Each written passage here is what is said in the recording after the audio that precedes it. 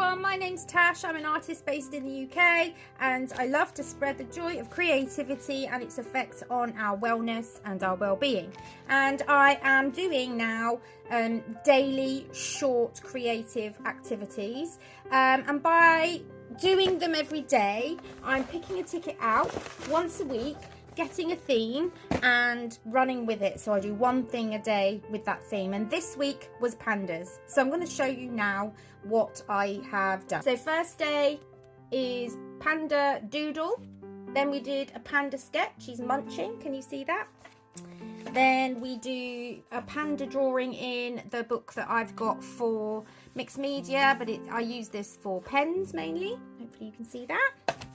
Then we've also got a watercolour version of a panda munching away, and then we've got soft pastels panda. You can see how different all the mediums are and the different things that you can create. So let me just show you them all together now. So hopefully you've got a good view there. The sketchbook at the bottom there, I'd already done a parrot and a leaf just for other things, but you can see all the different pandas and the different medias used. There's 5 different examples there. So I will be loading one video a day for the next 5 days, and then it will start all over again next week. Okay guys, hope to see you there. Please do subscribe to see all the videos.